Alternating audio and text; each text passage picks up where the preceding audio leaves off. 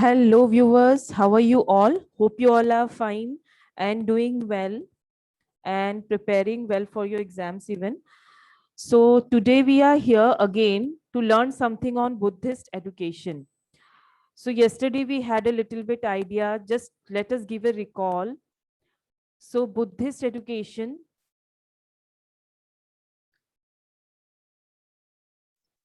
So Buddhist education के बारे में हमने कल क्या पढ़ा था कि बुद्धिस्ट एजुकेशन एक ऐसी एजुकेशन है जिसमें एक फुल अच्छा ह्यूमन बीइंग बनाने की नॉलेज दी जाती थी और वो नॉलेज सिर्फ मेंटली नहीं, फिजिकल नॉलेज, प्रैक्टिकल नॉलेज भी होती थी।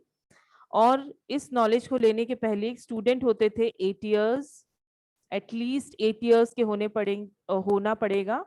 और 8 इयर्स के हो जाने के बाद there was a ceremony which is performed. Okay, तो वो सेरेमनी जो परफॉर्म होती थी उस सेरेमनी का नाम था पवज्ज सेरेमनी। तो ये सेरेमनी परफॉर्म होने के बाद एक स्टूडेंट और टीचर कनेक्ट होते थे और उसके बाद एजुकेशन शुरू होती थी और ये एजुकेशन लास्ट करती थी फॉर 12 इयर्स। उसके बाद जो next after becoming 20 years of old, a student go for the next ceremony, which is Upsampada. And this ceremony is performed for higher education. तो इस सेरेमनी को परफॉर्म करते थे जब 8 इयर्स के होते थे, तो पवज्ज सेरेमनी को परफॉर्म किया जाता था। उसके बाद उपसंपदा सेरेमनी होती थी। उपसंपदा सेरेमनी होती थी और ये सेरेमनी परफॉर्म होने के बाद वो जाते थे क्या, higher education, for higher education. And after taking this education a person used to become a monk only. Okay, so now in this kind of an education a perfect human being is made by the teachers. एक perfect human being जो हर तरीके से perfect हो, for earning, for a good knowledgeable person, जिसको अपने धर्म ग्रंथ सब चीजों के बारे में पता होगा।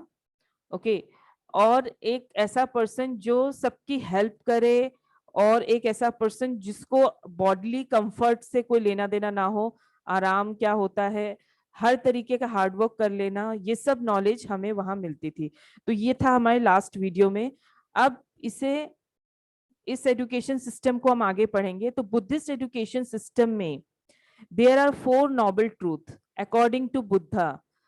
अकॉर्डिंग टू बुद्ध भगवान के हिसाब से 4 नोबल ट्रूथ होते थे and this is very important. So 4 noble truths क्या होते थे?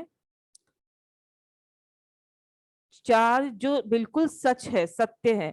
वो 4 चीजें क्या होती थी? ये कि the world is full of sorrow, so the world is full of sorrow and suffering. Okay, world में क्या है? सॉरो। अगर हम वर्ल्ड में रहेंगे तो सॉरो रहेगा और उसके साथ साथ सफरिंग्स भी रहेंगी। ओके, सो सफरिंग्स। ओके, उसके बाद जो सेकेंड नोबल ट्रूथ है वो ये बोलता है कि इसका रीजन क्या है, हमें ये ढूंढना है। तो ये एजुकेशन में यही सिखाया जाता था। सबसे पहले बताएंगे कि वर्ल्ड फुल ऑफ सफरिंग है, ठीक है।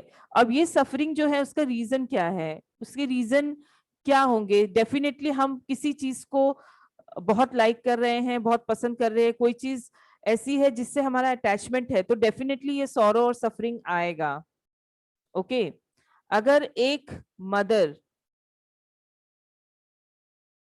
का अटैचमेंट है सन से, तो definitely there will be sorrow. As soon as there is pain here, the pain will automatically transfer to this place. Okay, so now हमें रीजन ढूंढना है। वो रीजन किसी भी कारण से हो सकता है, because of attachment, because of wants can also be one reason, एक चीज के बाद दूसरी चीज की इच्छा। Okay, so all this can be the reason for sorrow. Then how the sorrow can be removed? Definitely it can be removed. हटा सकते हैं हम, ये जो सफरिंग से इसको हटा सकते हैं, रिमूव कर सकते हैं। तो ये रिमूव करने का जो तरीका है वो क्या है?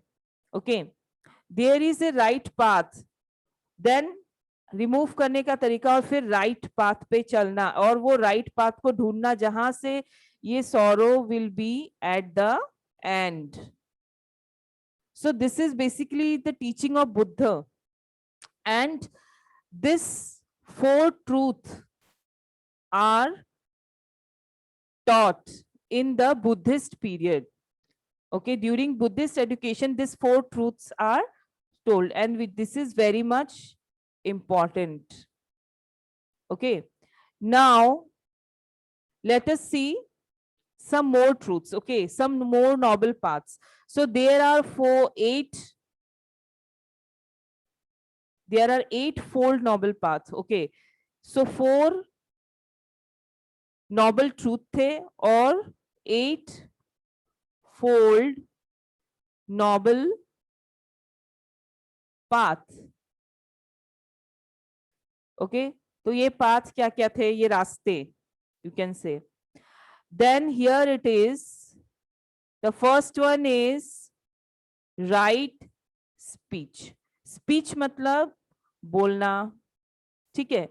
तो पहला जो पाथ है, पहला जो रास्ता है वो क्या था? Noble speech. So noble speech में क्या होता था? नोबल स्पीच का मतलब होता है, वहां पे ये सिखाया जाता है कि नेवर स्पीक लाई, झूठ नहीं बोलना है।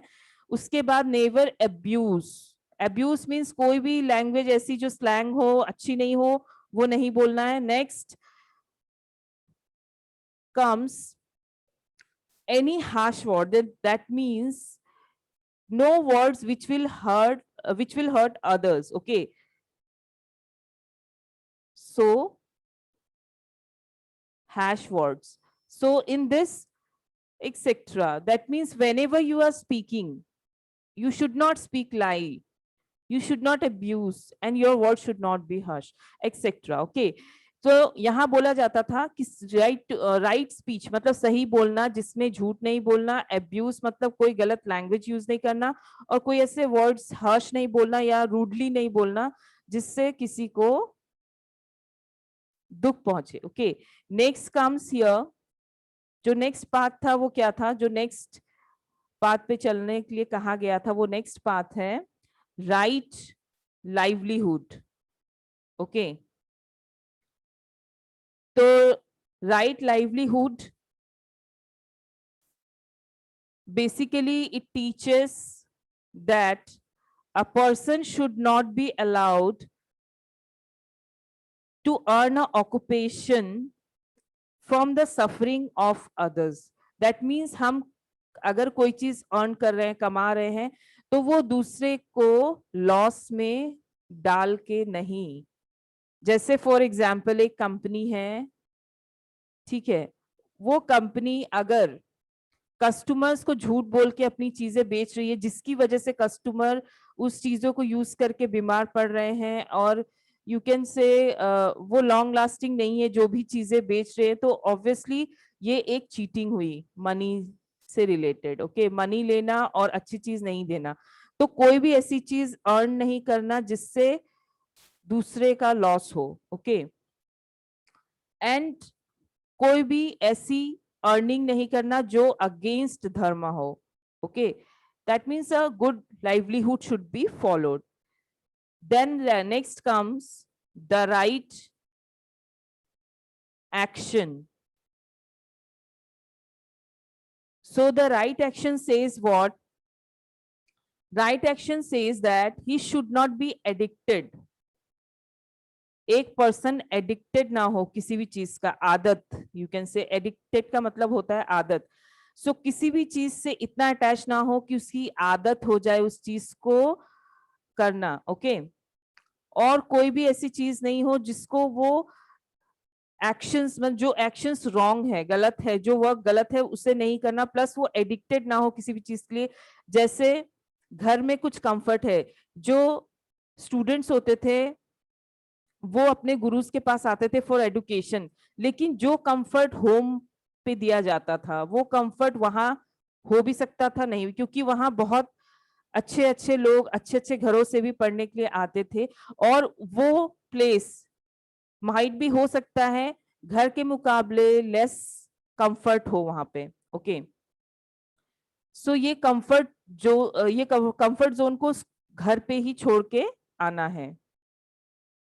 ओके, एंड इस कंफर्ट जोन की आदत नहीं हो किसी को भी, सो वहां पे हार्डवर्क करना भी सिखाया जाता था, और किसी भी चीज को जब जरूरत लगे कि हाँ हमें इस चीज को छोड़ देना चाहिए, तो हम उसे आसानी से छोड़ दे, अटैचमेंट ना हो और एडिक्टेड ना हो उस चीज से। Okay, then the next comes the right efforts. Okay, so the right effort says, efforts means हमारा जो work है. Okay, so right efforts, जहां भी हम अपने मेहनत या वर्क को डाले वो प्रॉपर जगह हो, गलत चीज पे गलत एफर्ट नहीं। ओके, सो अपने आप को कोशिश करके उस जगह पे ले जाना, उस चीजों पे वर्क करना जो उसे एक गुड ह्यूमन बीइंग बनाए। ओके, सो अपनी जितनी भी नॉलेज है, एफर्ट्स हैं, मेहनत है, ओके, एक गुड ह्यूमन बीइंग बनाने की तरफ, बनने की तरफ लगाना है हर एफर्ट को। Okay, then next comes right mindful. Okay, right mindfulness you can say, so right mindfulness.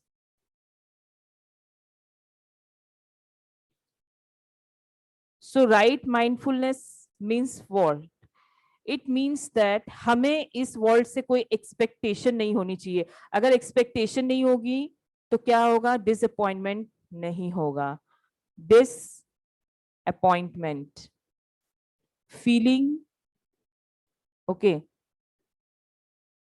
we should not feel disappointed, okay, and we should never feel unhappy, etcetera. ये कब होगा? जब हम किसी चीज से एक्सपेक्टेशन, तो हमारा माइंड इतना समझदार होना चाहिए कि वो कोई भी चीज से डिसअपॉइंटेड ना हो और अनहैप्पी नहीं हो किसी भी एक्शन से या दूसरे के एक्शन से। Okay, then comes right view. So right views, so views मतलब किसी भी चीज को देखना, तो जो 4 ट्रूथ हमने पढ़े थे उसको ध्यान में रखते हुए देखना। जो 4 ट्रूथ जस्ट अभी हमने पढ़े कि सौरो होता है, सौरो कैसे हम दूर कर सकते हैं। ओके, अपने व्यूज को हमेशा उसी तरीके से देखना है। हमारे व्यूज जो होने चाहिए वो हमेशा धर्म के हिसाब से हर चीज को देखना, करेक्ट के हिसाब से देखना। ओके, अपने हिसाब से नहीं, करेक्ट के हिसाब से। Okay, then the next comes right aspiration. Okay, so right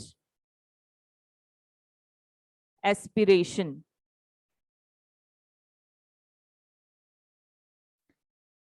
so right aspiration means what?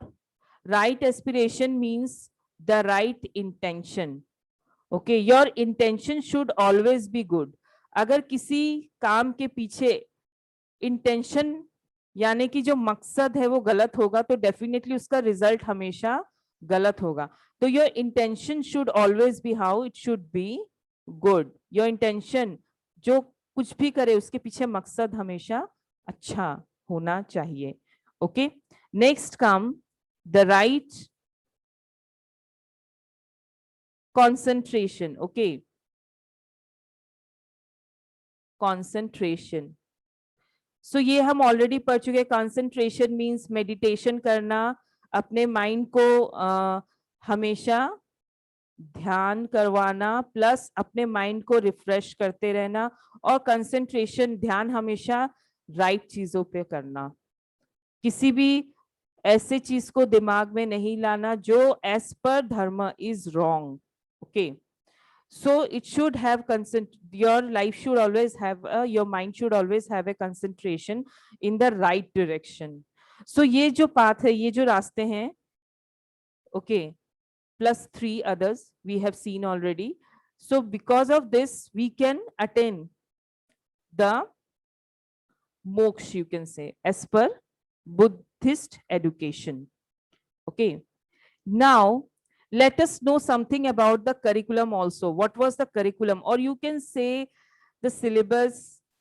Okay, curriculum, syllabus तो exactly नहीं, but हाँ almost syllabus ही बोल सकते हैं. So the curriculum of Buddhist education were what? Buddhist education used to teach what kind of things? So first of all, it will be containing the teachings of Buddha. Okay, so teachings, the teachings which were given by Buddha. Okay, Buddha भगवान के द्वारा दी गई जो teachings है उसे cover करना, plus जो education वैदिक टाइम पे, यानी कि जो वैदिक टाइम पे हम पढ़ते थे वो भी इसमें एडेड है. जो ग्रंथ, ओके, वो भी इसमें टीच करते थे, plus some kind of art and craft. Art and craft भी, आर्ट एंड क्राफ्ट में क्या क्या चीजें कवर होती थी, जैसे फॉर एग्जाम्पल, सो बुद्ध धर्म की एजुकेशन ले ली, वैदिक टाइम की एजुकेशन ले ली कि हमारा धर्म क्या था, कैसे आया. ओके, सो ये सब चीजों की एजुकेशन ले ली. देन आर्ट एंड क्राफ्ट में क्या आता था? आर्ट एंड क्राफ्ट में जैसे spinning, okay, spinning, painting, so painting, okay, then weaving, कपड़े बुनना, that means कपड़े कैसे बनाते हैं. ओके, आज भी ये चीज फॉलो होती है. ओके, सो weaving, then cloth painting, कपड़ों पे पेंटिंग करना,